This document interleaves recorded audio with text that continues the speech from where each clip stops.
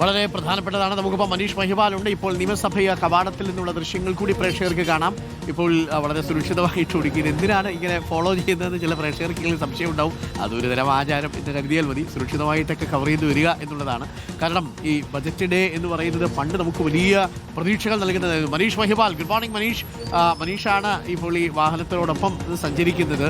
നമ്മൾ ഈ GST ഒക്കെ വരുന്നതിന് മുമ്പേ ഏതിന് വില കൂടും ഏതിന് വില കുറയും എന്നറിയാൻ വേണ്ടിയാണ് നമ്മൾ കാത്തിരുന്നത്. പിറ്റേ ദിവസം പത്രം നോക്കിയാണ് നമ്മൾ ബജറ്റ് ഡേയിൽ വില കുറയുന്നവ വില കൂടുന്നവ ഏതൊക്കെയാണ് എന്നുള്ളത് ഗ്രാഫിക്സിലൊക്കെ കണ്ടിരുന്നത്. ഒരുപക്ഷെ വാർത്തകളിലെ ഗ്രാഫിക്സ് വിസ്മയം കാണുന്നത് ബജറ്റിൻ്റെ ദിവസമാണ്, അഥവാ ബഡ്ജറ്റ് കഴിഞ്ഞ് പിറ്റേ ദിവസമാണ്.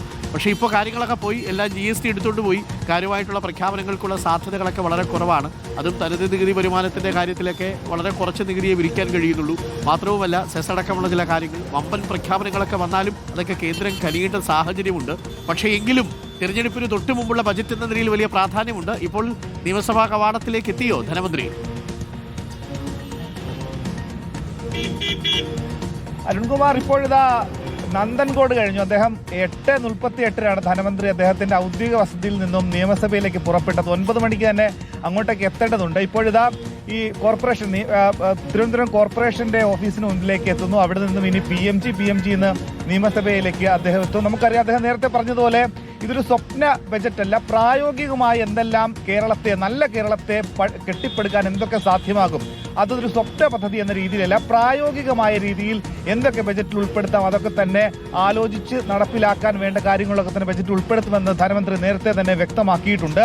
ഇതുമായി ബന്ധപ്പെട്ട നേരത്തെ അദ്ദേഹം പറഞ്ഞിട്ടുണ്ട്, കേന്ദ്രത്തിന്റെ ഭാഗത്തു നിന്നുള്ള കടുംവെട്ട്, കടമെടുക്കാനടക്കമുള്ള കാര്യങ്ങളിൽ കേന്ദ്രം കാണിക്കുന്ന അവഗണന വലിയൊരു പ്രായോഗികമായ ബുദ്ധിമുട്ട് നേരിടേണ്ടി വന്നിട്ടുണ്ട്. പക്ഷേ അതിനെയൊക്കെ തന്നെ മറികടന്നുകൊണ്ട് 6ാമത്തെ ബജറ്റ് ധനമന്ത്രി KN ബാലഗോപാൽ ഇതാ അവതരിപ്പിക്കാൻ പോകുന്നു. ഏതാനും നിമിഷങ്ങൾക്കുള്ളിൽ തന്നെ കേരളം കാത്തിരിക്കുന്ന ഈ സർക്കാരിന്റെ അവസാനത്തെ ബജറ്റ്, 12ാമത്, അതായത് 2ാം പിണറായി സർക്കാരിന്റെ 12ാമത്തെ ബജറ്റ്, ഈ സർക്കാരിന്റെ 6ാമത്തെ ബജറ്റ് അവതരണം അല്പസമയത്തിൽ തന്നെ ഉണ്ടാകും.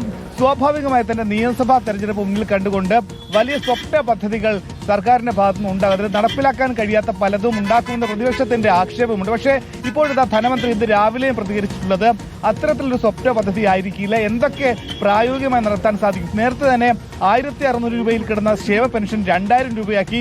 അത് 2500 എത്തുമോ എന്നത് ഏറ്റവും ആകാംക്ഷയോടെ കേരളം കാത്തിരിക്കുന്ന ചോദ്യമാണ്. ഒപ്പം തന്നെ വികസന പദ്ധതികളിൽ കേരളത്തിൽ എന്തൊക്കെ തരത്തിലുള്ള കാര്യങ്ങൾ കൊണ്ടുവരും എന്നതടക്കമുള്ള കാര്യങ്ങളിൽ പല വാർത്തകളും ഇപ്പോൾ പുറത്തു വരുന്നുണ്ട്. പക്ഷേ ധനമന്ത്രിയുടെ പെട്ടിയിൽ അദ്ദേഹം എന്തൊക്കെ കാര്യങ്ങൾ ഇനി അവിടെ സുതാര്യമാക്കും, ജനങ്ങൾക്ക് മുൻപിൽ ബജറ്റ് പ്രസംഗത്തിൽ പറയും എന്നത് നമുക്ക് ആകാംക്ഷയോടെ കാണാം. ഇപ്പോഴിതാ ഇനി ഏതാനും നിമിഷങ്ങൾക്കുള്ളിൽ നിയമസഭയുടെ മുന്നിലേക്ക് അദ്ദേഹം എത്തും. ഇപ്പോൾ കോർപ്പറേഷൻ